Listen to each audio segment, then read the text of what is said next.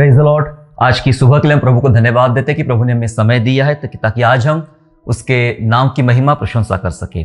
इस समय जो हम प्रभु का वचन पढ़ने जा रहे हैं वो है परमेश्वर प्रार्थना का उत्तर कैसे देता है।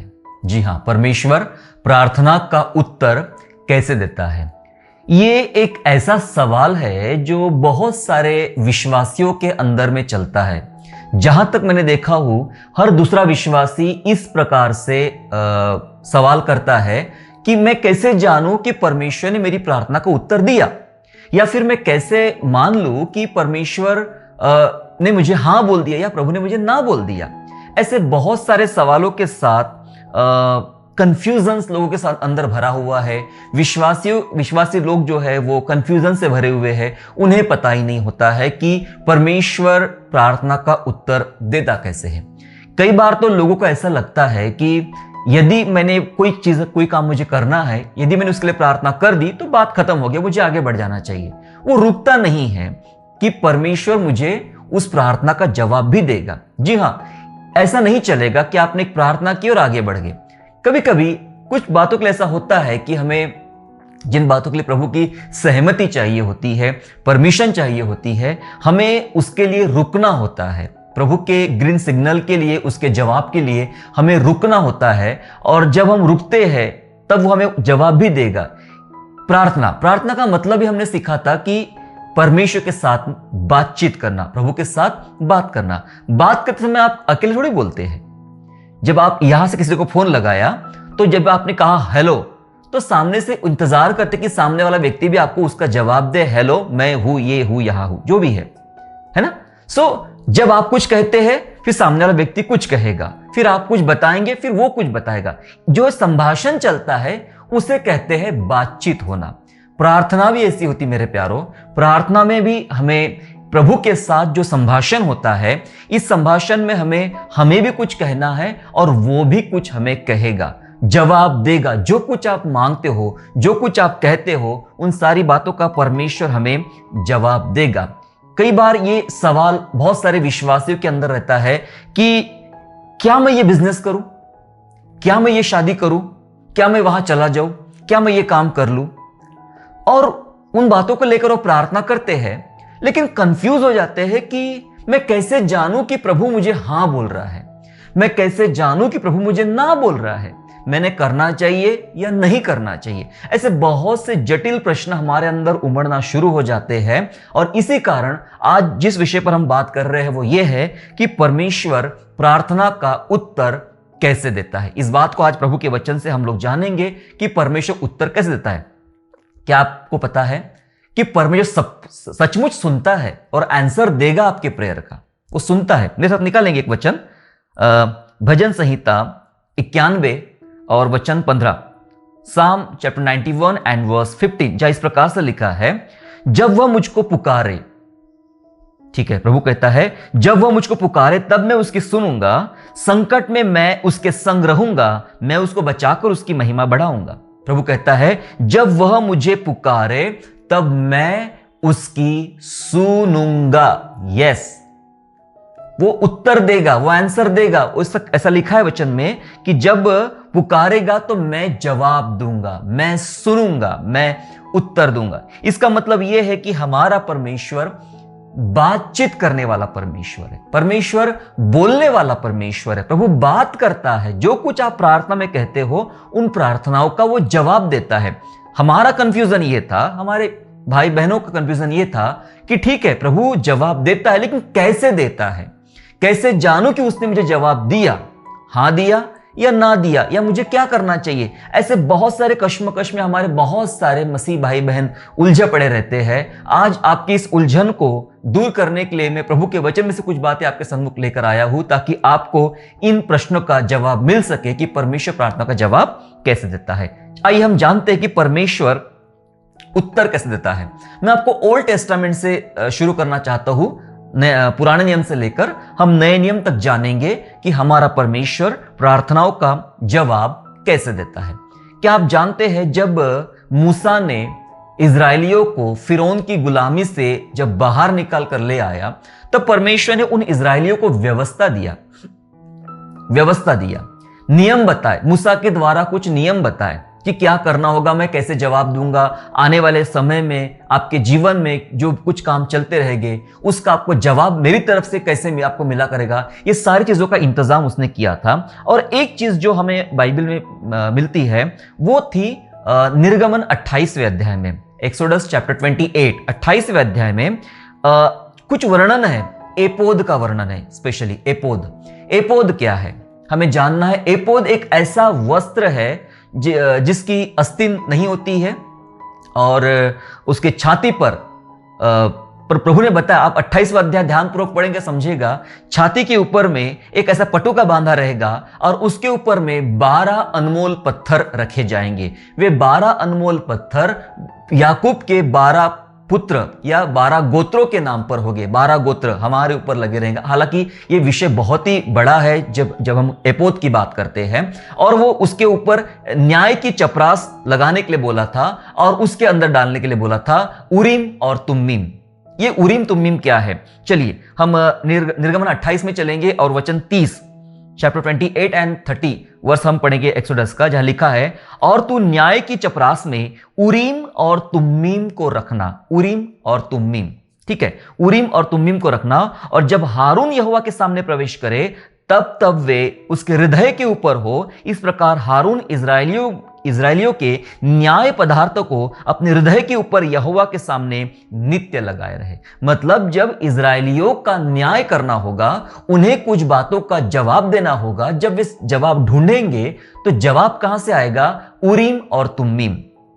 जी हां, उरीम और तुम्मीम ये एक ऐसा वस्त्र के भीतर लगाई हुई वो चीज है, जस्ट लाइक पत्थर होते हैं वे, और वे उस छाती के ऊपर में भीतर वाले भाग में डाले जाएंगे।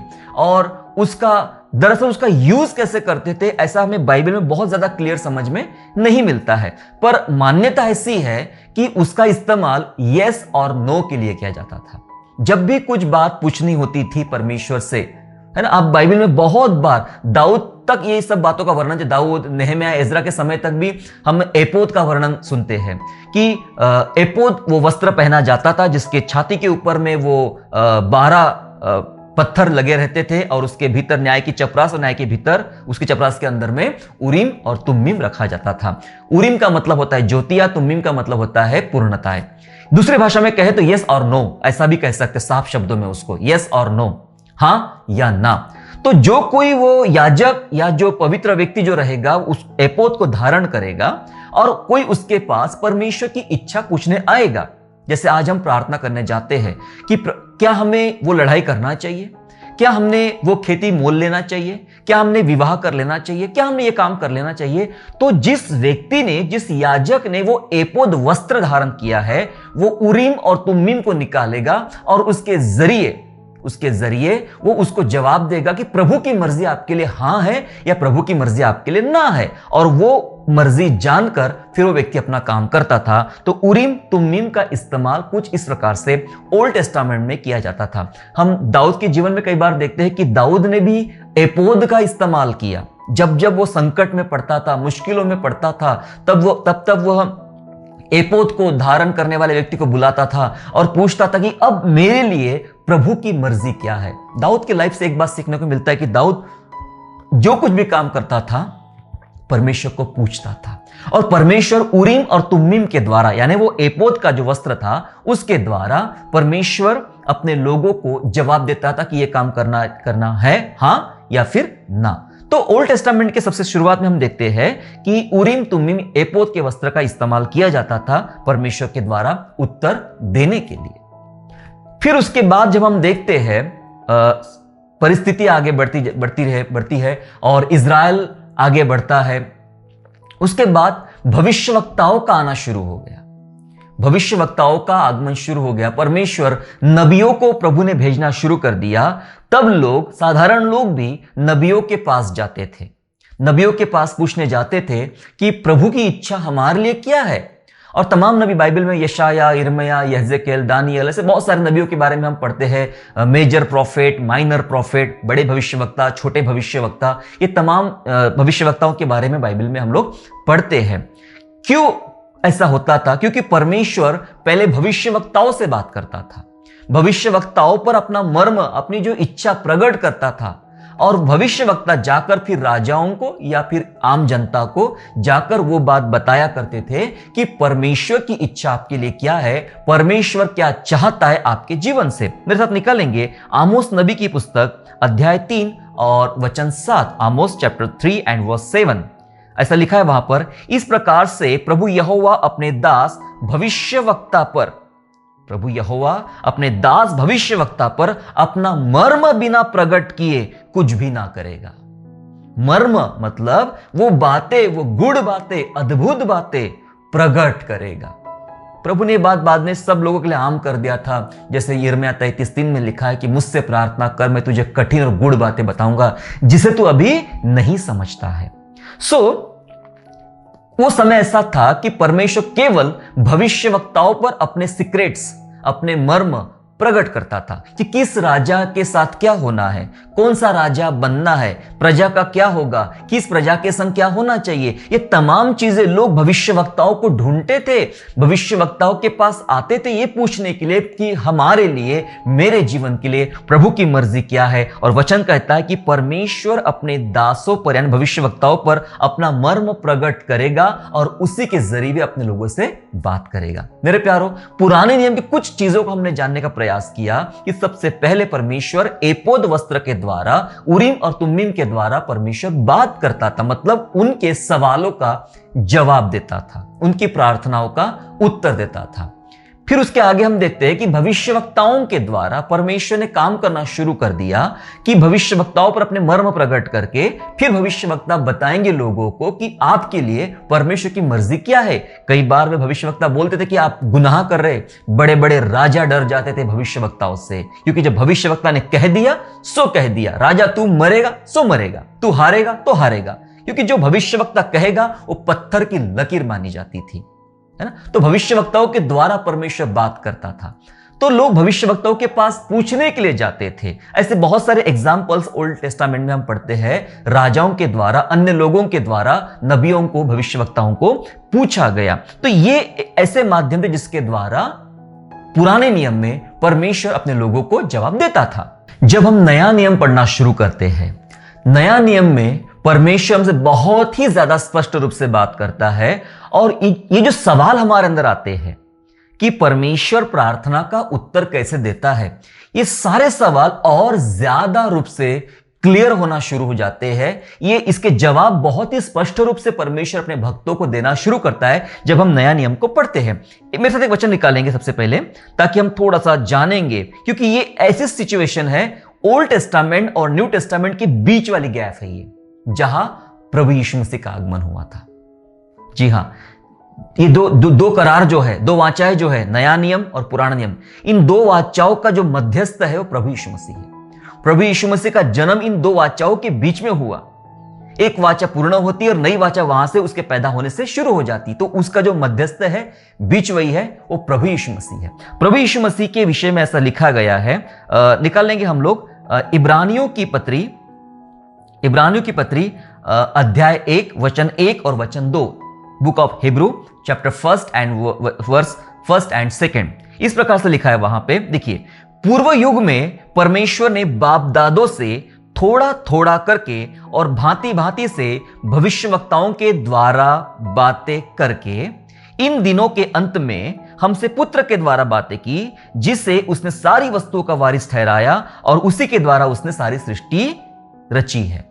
हमने अभी पढ़ा था कि कैसा परमेश्वर ने भविष्यवक्ताओं के द्वारा, नबियों के द्वारा बात किया था मतलब वो अपनी बातें प्रकट करता था, अपनी इच्छा बताता था और उनके सवालों का जवाब भी देता था परमेश्वर भविष्यवक्ताओं के द्वारा। तो पुराने नियम में जब तक प्रभु यीशु मसीह का, परमेश्वर के एकलौते पुत्र का जब तक जन्म नहीं हुआ था, उद्धारकर्ता का जन्म जब तक नहीं हुआ था, तब तक लोग भविष्यवक्ताओं पर निर्भर थे। भविष्यवक्ता जो कहेंगे वे सुनेंगे। और वचन के अंदर ऐसा लिखा हुआ है कि पूर्व युग में हमारे जो बाप दादा थे, अब्राहम, इसहाक, दाऊद, ये सब, इन लोगों से परमेश्वर ने भविष्यवक्ताओं के द्वारा भांति भांति थोड़ा थोड़ा करके बारी बारी में उनसे बातें किया, अपने मर्म, अपने संदेश, अपनी योजनाएं उन भक्तों पर भविष्यवक्ता के द्वारा प्रकट किया। लेकिन दूसरा वचन ऐसा कहता है इब्रानियों का, इन दिनों के अंत में।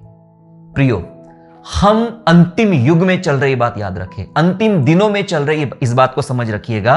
वचन कहता है इन दिनों के अंत में वो अपने पुत्र के द्वारा उसने हमसे बात किया। हालेलुया, कितनी सुंदर बात है। जब वो परमेश्वर एपोद के जरिए, उरीम और तुम्मीम के जरिए बात करता था, जो परमेश्वर नबियों के द्वारा बात करता था, अब वो परमेश्वर स्वयं खुद, जिसने मानव रूप धारण किया, एक लौती संतान बनी परमेश्वर का और उद्धारकर्ता बन के आया, और उस उद्धारकर्ता ने, लिखा है, परमेश्वर ने पुत्र के द्वारा बातें की। कितनी खूबसूरत बात यहां प्रभु के वचन में लिखी है मेरे प्यारो, कि हमारे जैसे समान मिट्टी मात्र लोग, पापी इंसान है ना, नाश होने वाले लोग, हमसे सर्वशक्तिमान जिंदा परमेश्वर, महाप्रतापी परमेश्वर खुद बात करने आया, स्वयं बात करने आया। ऐसा लिखा है कि उसने स्वयं हमसे बात किया, और उसकी वैल्यू बताई गई है, कितनी अद्भुत वैल्यू है, जिसे उसने सारी वस्तुओं का वारिस ठहराया। पुत्र यीशु को सारे वस्तुओं का वारिस ठहराया, और उसी के द्वारा, यीशु मसीह के द्वारा इस सारी सृष्टि की रचना भी किया, और वो पुत्र के द्वारा बात करता है। मेरे प्यारो, तीसरी बात हम समझ रहे इस वचन में, यीशु मसीह के द्वारा परमेश्वर बात करता है। यीशु के द्वारा परमेश्वर बात करता है। क्या आप जानते हैं परमेश्वर स्वयं आज भी बात करता है? आपको एक उदाहरण याद है, जब शाउल नाम का एक व्यक्ति, बाद में जो पौलुस बना, वो शाउल कलीसिया को बंदी बना के लाता था, बंदी गृह में डाल देता था, और वो चिढ़ता था कि कलीसिया ऐसे नहीं होना चाहिए, है ना। वो प्रभु यीशु मसीह को, उद्धारकर्ता को नहीं जानता था और नहीं मानता था। लेकिन ये उस समय की घटना है जो दमिश्क रोड पे वो चल रहा है लोगों को लाने के लिए। पता है, इस समय की घटना है जब प्रभु यीशु मसीह का पुनरुत्थान भी हो चुका था और स्वर्गारोहण भी हो चुका था। जी हां, पुनरुत्थान भी हो चुका था, स्वर्गारोहण भी हो चुका था। अब प्रभु यीशु मसीह पृथ्वी पर थे नहीं। जब पौलुस जो सेवकाई करने के लिए आगे बढ़ रहा था और कलीसिया को बंदी में डालने के लिए आगे बढ़ रहा था, तब एक जगह ऐसे ही दमिश्क रोड पे कि पौलुस और उसके सिपाही आवाज सुन रहे। आवाज आई, हे शाऊल तू मुझे क्यों सता रहा है? शाऊल देखता, आवाज तुम्हारी दिख नहीं रहा, ये कौन है, कौन मुझसे बात कर रहा है? तो उसने कहा, मैं यीशु हूं। जी हां, किसने बात किया? खुद यीशु ने। पुनरुत्थान के बाद यीशु का पुनरुत्थान हो गया, स्वर्गारोहण भी हो गया, उसके बाद स्वयं खुद ब खुद यीशु शाऊल से बात करता है। वो कहता है, मैं यीशु हूं जिसे तू सता रहा है। उसके बाद शाऊल का हृदय परिवर्तन होना ही है मेरे प्यारो। जब यीशु बात करता है तो जीवन बदल जाता है। जब यीशु बात करता है तो दिल बदल जाते हैं। यीशु बात करता है तो परिस्थितियां बदल जाती है। यीशु बात करता है तो एक गुनहगार व्यक्ति जो कलीसिया का सताने वाला था, अब वो कलीसिया का बनाने वाला बन गया। इतने परिवर्तन आते जब वो यीशु दो शब्द की बात कर लेगा। यीशु ने दो शब्द की बात किया, हे शाऊल तू मुझे क्यों सताता है, मैं यीशु हूं, तू मुझे क्यों सता रहा है। बात खत्म। इतने दो शब्दों में शाऊल की जिंदगी बदल गई, वो पौलुस बन गया। मेरे प्यारो, यीशु के द्वारा प्रभु बात करता है, और यीशु जैसे लिखा है वचन में, कल आज और युगानुयुग जीवता है। आज भी वो अपने बच्चों से बराबर बात करता है। हालेलुया। क्या आपने कभी उसकी आवाज सुनी है अपने व्यक्तिगत जीवन में? क्या आपका आत्मिक जीवन में ऐसे अनुभव मिले हैं कि आपने साक्षात क्लियर और साफ शब्दों में प्रभु यीशु मसीह की आवाज सुनी है? मैंने सुना हूं। मैंने उसकी आवाज को दो से तीन बार मैंने उसकी आवाज को सुना हूं साफ शब्दों में, और वो आवाज ने मेरी जिंदगी बदल दी। वो आवाज ने मेरे जीवन को, मेरी सेवकाई को, मेरे कामों को बदल दिया। क्या आपके पास ऐसा कोई अनुभव है कि स्वयं यीशु की आवाज आप सुन सकते हैं? जी हां, यीशु जिंदा है और अपने बच्चों से आज भी वो बात करता है। पहली बात, एपोद उरीम तुम्मीम के द्वारा प्रभु बात करता है। दूसरी बात देखा, भविष्यवक्ताओं के द्वारा परमेश्वर ने बात किया। तीसरी बात हमने देखा कि पुत्र यीशु मसीह के द्वारा उसने बात किया। चौथी बात आगे हम पढ़ने जा रहे हैं कि और वो बात कैसे करता है। आज जब हम दुआ में बैठते हैं, आज जब हम प्रार्थना करते हैं और हमें कंफ्यूजन रहता है, मैंने नौकरी करना चाहिए क्या, मैंने ये जॉब करना चाहिए क्या, मैंने शादी करना चाहिए क्या, मैंने वहां जाना चाहिए क्या, ऐसे बहुत सारे सवाल लेके हम दुआ में बैठते हैं। कई सारे लोग हफ्ता भर, 2 हफ्ता, महीना भर दुआ करते हैं, लेकिन उन्हें कोई सामने से क्लियर जवाब नहीं आता है, कंफ्यूज हो जाते हैं कि भाई ये क्या है, कैसे जानूं कि प्रभु क्या चाहता है मेरे जीवन के लिए। फिर कई सारे लोग ऐसे होते हैं, एक तो वो इंतजार करने में बहुत सारे लोग असक्षम होते हैं, और दूसरे लोग ये होते हैं कि उसकी आवाज सुनने में, उसका जवाब सुनने में, समझने में असक्षम होते हैं, और वे कुछ काम कर लेते, फिर वो शादी वाला काम हो, बिजनेस का काम, कुछ भी काम हो, और कुछ ही समय के बाद वे असफल हो जाते हैं और फिर कहते हैं अरे मैंने तो प्रार्थना करके ये सब शुरू किया था, फिर ये कैसे हुआ। ठीक है, आपने प्रार्थना करके शुरू किया, बहुत अच्छी बात है, आपने प्रार्थना करके शादी किया, प्रार्थना करके बिजनेस शुरू किया, सब अच्छी बात है, लेकिन क्या आप रुके थे? क्या सचमुच प्रभु ने आपको बोला था कि ये आपको करना चाहिए, यहां आपने जाना चाहिए? ये इस चीज का कुछ एविडेंस आपके पास में जमा है कि ये बात मुझे प्रभु ने बताया था, ये वचन मुझे प्रभु बताया था, ये वाली घटना मेरे साथ हुई थी इसलिए मैंने किया। यदि उसने बताया और आपने किया तो आप कभी फेल नहीं होगे। हालेलुया।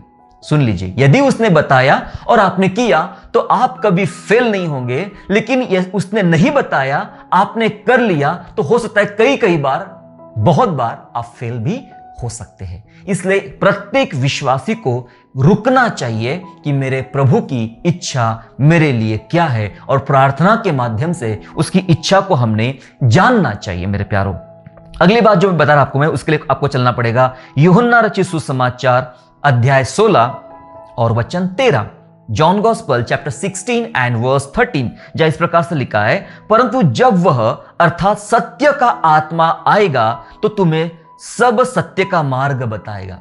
सत्य का आत्मा यानी पवित्र आत्मा आएगा, तुम्हें सत्य का मार्ग बताएगा, क्योंकि वह अपनी ओर से कुछ ना कहेगा, परंतु जो कुछ सुनेगा वही कहेगा और आने वाली बातें तुम्हें बताएगा। यस, पवित्र आत्मा बताएगा, आने वाली बातें करेगा। सत्य का आत्मा आएगा, तुमसे बात करेगा। इसका मतलब यह है मेरे प्यारो कि परमेश्वर को जो अपनी बात हमारे सामने रखना होता है, जब अपनी इच्छा हम पर प्रकट करना होता है इस नए नियम की कलीसिया के लिए, तो नए नियम कलीसिया का सबसे पहला कारण देखा यीशु बात करेगा, दूसरा कारण देखा, अब देख रहे पवित्र आत्मा। पवित्र आत्मा बात करता है। जी हां, पवित्र आत्मा की आवाज सुनिए, वो आपको जवाब देगा, वो आपको सिखाएगा, वो आपको समझाएगा। लिखा है बाइबल में, तुम्हारे मनों में पवित्र आत्मा डाला गया है।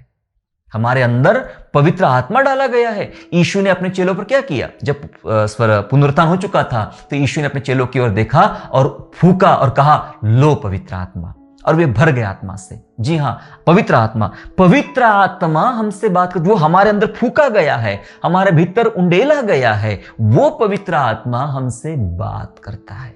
और बात ये करता है मेरे प्यारो, वो कहता है, वो एक शांति प्रदान करेगा आपके अंदर में। आप किसी चीज के लिए दुआ कर रहे हो, कोई बात के लिए बहुत लंबे समय से प्रार्थना कर रहे हो, और जो पवित्र आत्मा आपके अंदर डाला गया है, अगर वो बात आपको करना है या प्रभु की उस बात के लिए हां है, एक शांति प्रदान करेगा आपके अंदर में, एक संतुष्टि प्रदान करेगा पवित्र आत्मा आपके अंदर में। आपकी विचारधारा को, आपके मन को, आपकी परिस्थिति को सकारात्मक बता देगा, पॉजिटिव बना देगा, और आपको लगेगा यस, ये प्रभु की आवाज है, ये प्रभु की तरफ से वो पवित्र आत्मा जो हमारे अंदर डाला गया है, उंडेला गया है, वो हमारे अंदर उमड़ उमड़ के बात करना सिखाता है। मतलब ये सिखाता है कि प्रभु की आवाज आपके लिए क्या है।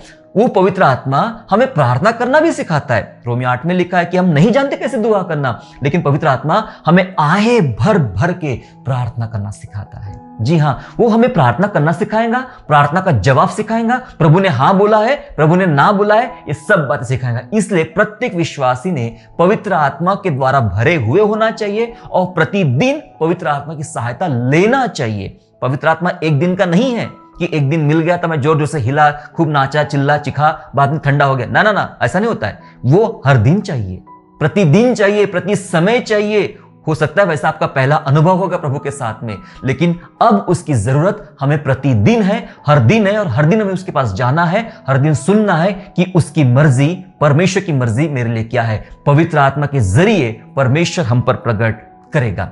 अगली बात हम देखने जाएंगे, और जो मैं सोचता हूं ये ज्यादा ही महत्वपूर्ण बात है। जब प्रभु हमसे बात करेगा, जब प्रभु हमारे ऊपर अपनी बात प्रकट करेगा, वो कहेगा कि मैं क्या करना चाहता हूं, तो एक बहुत ही खास चीज है, और वो है परमेश्वर का वचन। परमेश्वर का वचन, बाइबल। बाइबल में है परमेश्वर का वचन। जब वो अपनी बात आपको साबित करना चाहेगा या जवाब देना चाहेगा तो बात करेगा वचन से। अब समस्या क्या है? जो लोग बाइबल नहीं पढ़ते हैं, जो लोग वचन समझते नहीं है, जो लोग बस दूसरों पर आधारित रहते हैं, इसका मैसेज सुन लिया, इसका मैसेज सुन लिया, यहां चले गए, वहां चले गए, ये सभा में चले गए, वहां घूमने चले गए, यहां सेमिनार अटेंड कर लिया, उससे कुछ नहीं होता। आपका व्यक्तिगत, जी हां, मेरा जो आप वचन बता रहा हूं मैं, वो सुनने से भी कुछ नहीं होगा जब तक आप पर्सनल व्यक्तिगत बाइबल अध्ययन में नहीं बैठेंगे। जब आपको वचन ही नहीं समझेगा, वचन का ज्ञान नहीं मिलेगा, वचन की समझ नहीं आएगी, तो आपको यह भी समझ में नहीं आएगा कि अभी जो मुझे कानों में बताकर गया वचन था या फिर कुछ और था, क्योंकि वचन आपको पता नहीं होगा।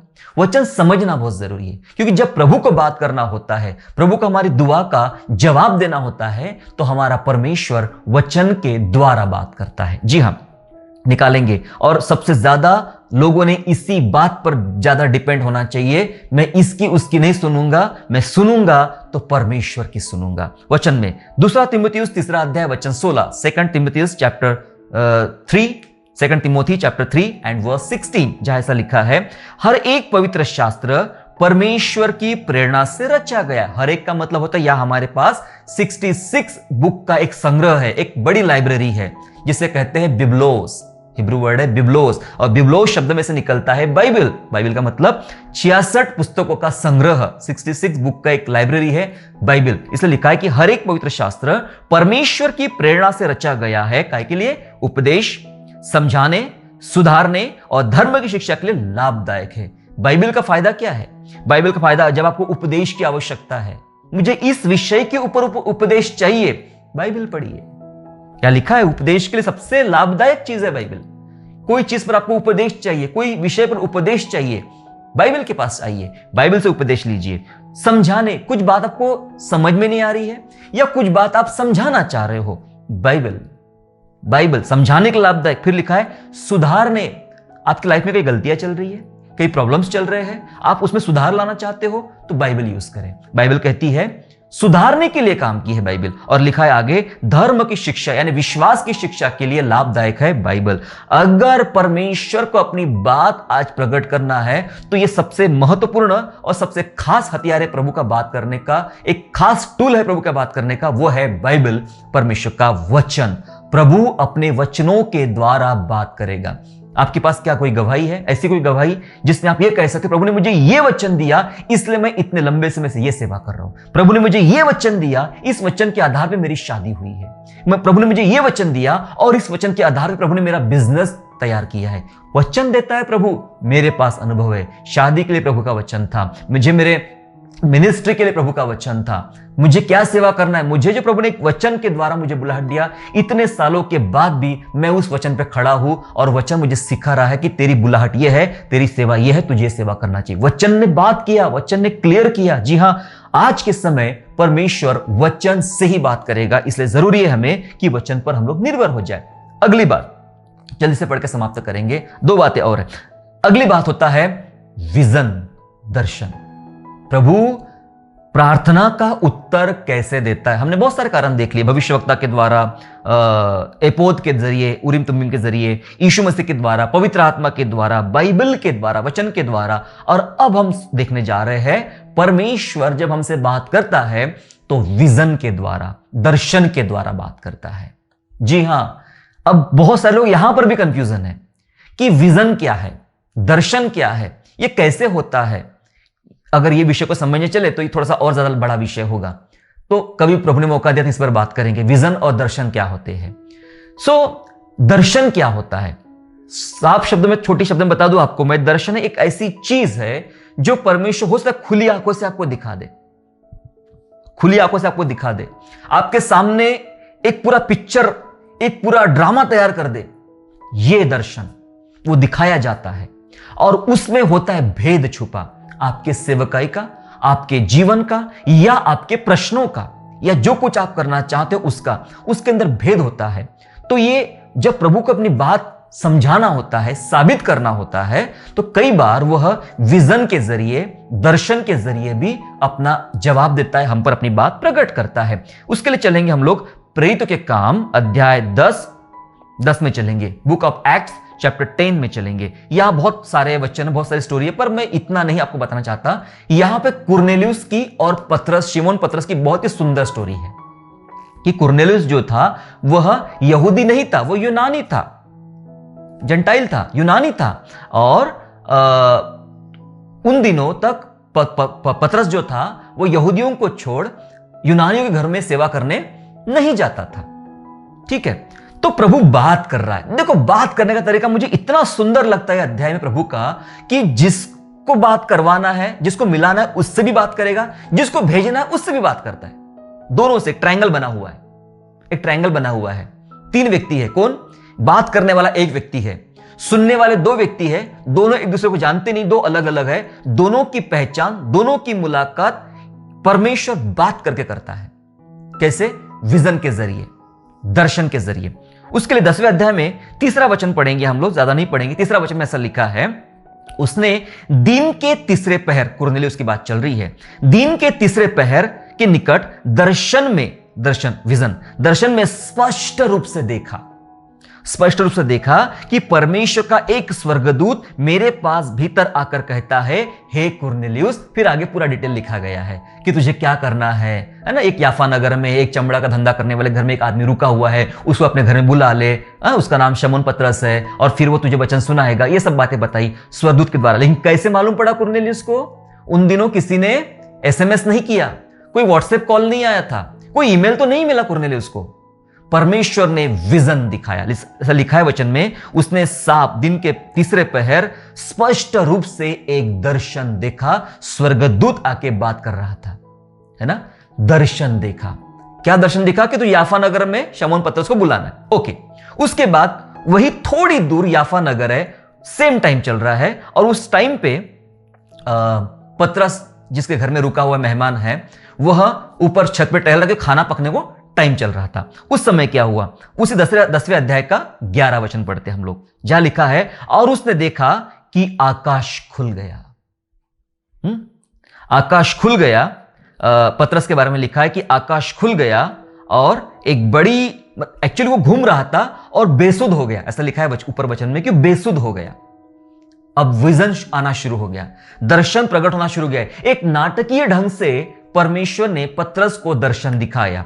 लिखा है यहां पे, आकाश खुल गया और एक पात्र बड़ी चादर के समान चारों कोनों से लटकता हुआ पृथ्वी की ओर उतर रहा है। एक पात्र पृथ्वी की ओर उतर रहा है। और फिर हम देखते हैं उस पात्र के अंदर क्या है। चादर के ऊपर बहुत सारे शुद्ध अशुद्ध पशु है, और प्रभु ने कहा कि मार और खा। बोलता, मैं तो कभी गंदी चीज खाया नहीं। बोले, नहीं, जिसे मैंने शुद्ध ठहरा अशुद्ध मत ठहरा। इसका मतलब यह था कि मैं तुझे यूनानियों के घर में भेज रहा हूं, जहां तू आज तक गया नहीं है।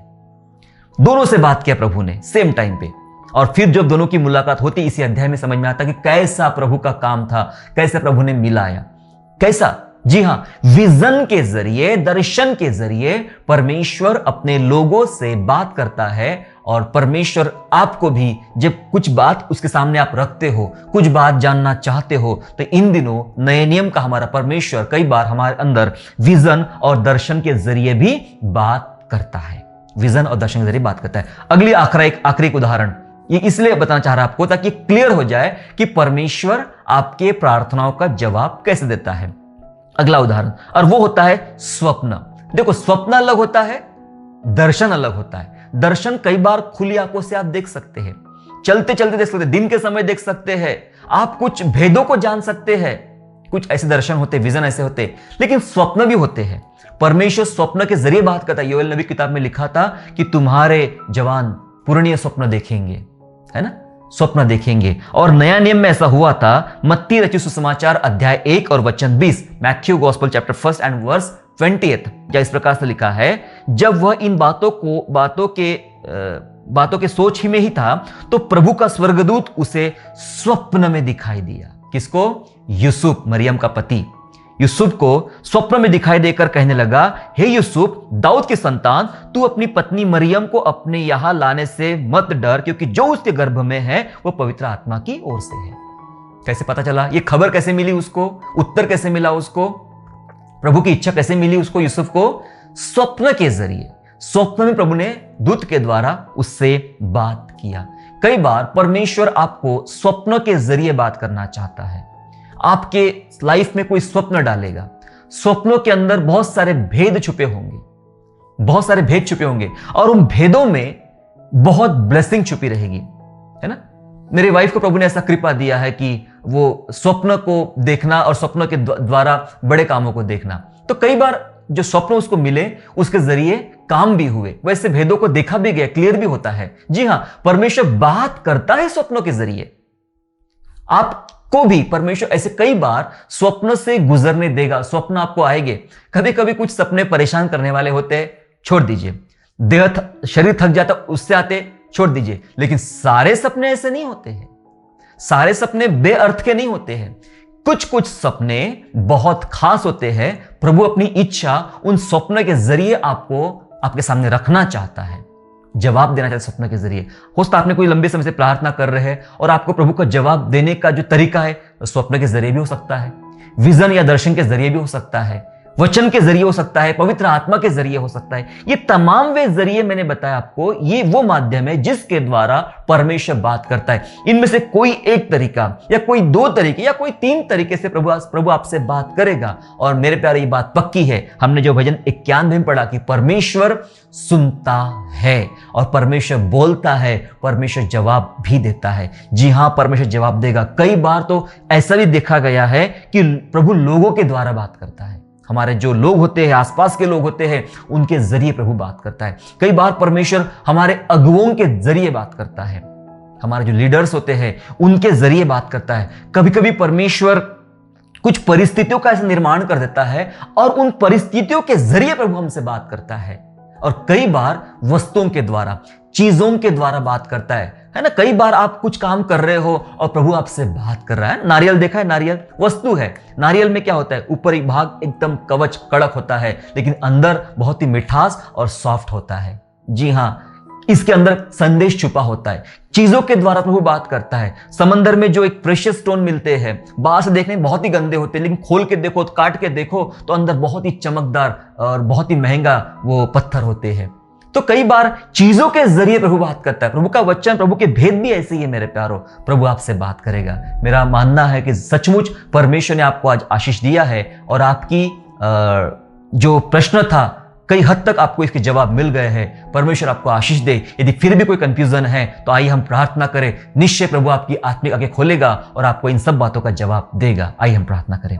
पिता यीशु के नाम से आपका हम धन्यवाद करते प्रभु कि आपने हमसे बेहद प्यार किया। प्रभु जी, हम जानते हैं हमारा प्रभु ना अंधा है ना बहरा है, वो सुनता है, वचन के द्वारा जवाब देता है, पवित्र आत्मा के द्वारा जवाब देता है, यीशु के द्वारा जवाब देता है। पिता परमेश्वर, हम जानते प्रभु हमारा परमेश्वर कई बार लोगों के जरिए बात करता है। पिता परमेश्वर स्वप्न के जरिए बात करता है, दर्शन के जरिए बात करता है। प्रभु हमें से सारे भाई बहनों को सिखाइए प्रभु जी, ताकि हम कैसे आपकी आवाज सुने, कैसे वो उत्तर जाने की प्रभु ने मुझे कहा, प्रभु ने मुझे ये काम करने के लिए ग्रीन सिग्नल दिया है, और हम कंफर्म कर सके ये प्रभु की आवाज है, प्रभु की तरफ से है और मेरा काम सफल होगा। यदि आज किसी के मन में समझ में नहीं आ रहा, कोई कंफ्यूज है, कोई परेशान है, प्रभु प्रत्येक की आंखें खोलिए, प्रत्येक का मन खोलिए, ताकि इन भेदों को जान सके और आपकी महिमा कर सके। पिता परमेश्वर धन्यवाद करते प्रभु, आइए हम सबसे बात कीजिए। धन्यवाद धन्यवाद धन्यवाद स्तुति करते हैं धन्यवाद के साथ प्रभु यीशु मसीह नासरी के नाम से प्रार्थना मांगते राजा, सुनिए, दया से कबूल कीजिए। आमीन।